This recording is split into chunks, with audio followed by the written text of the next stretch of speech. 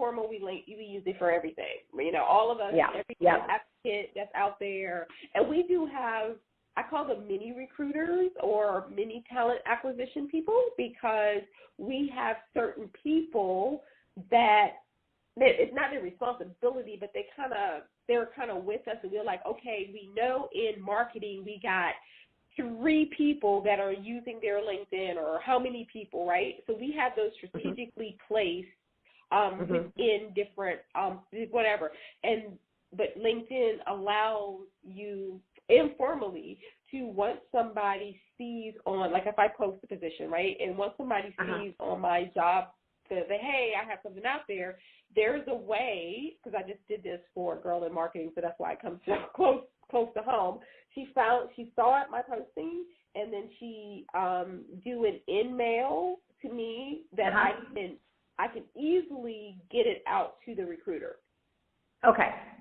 All right. This is great. Do that. Okay. So budgets are arrived at annually, and who has the final kind of sign off on the budget? Is that HR, or is that above that?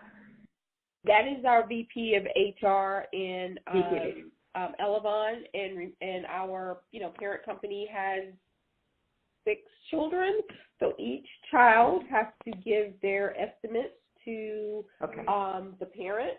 And then from there, it will come down of how many allocated.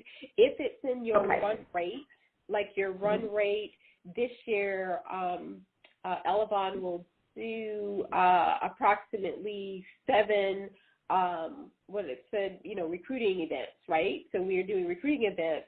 We may only have done 5 last year, but if we do 7 this year, it will go in our run rate. And we got to time that run rate before October 1st in order for it to be, because if we do something after October 1st, when the budgets are, kind of set, then we're not going to get that money for next year. Okay. So that was, So once things are set, so it sounds like it starts in October, the process, and then when is it finally set? Is that like after the first of the year? Oh, no, we have to set it before we leave for Christmas holidays.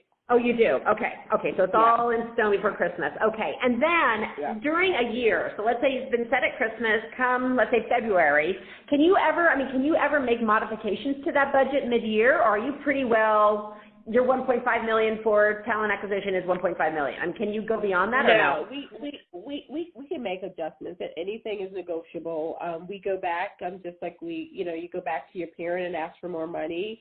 It can be adjusted, or unfortunately you have to make those hard decisions, which of course we just did, lots of hard decisions, where training was supposed to get, 2 recs in June. And then we were supposed to get, 2 recs in February. We were supposed to get 2 recs again in June. And then the last person was supposed to be hired in August, right? So all of that is planned out. Most companies don't just nilly-willy, we're going to hire somebody. Because sometimes, unfortunately, people leave and you can't backfill because the budget doesn't allow you to backfill unless it's a critical position. And it's a critical position that was bringing in revenue, then, of course, there are always exceptions.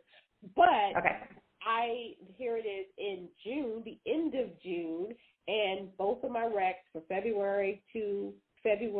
June to all of those were pushed to August. So I will hire all my 5 people in August that I've already started interviewing for.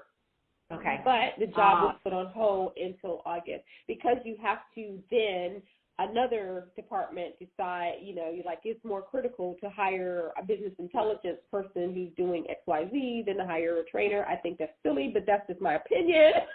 Okay, right.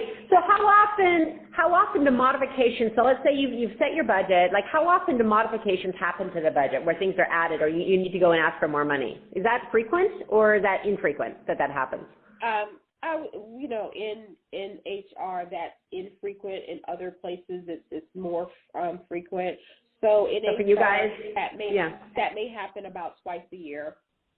Okay. Oh, so it does happen. It's twice a year. Yeah. Okay. Yeah. And are these, like, how big are the dollar, like, are we talking big dollar amounts, like hundreds of thousands, or is it small amounts? Like, What's typical? Based on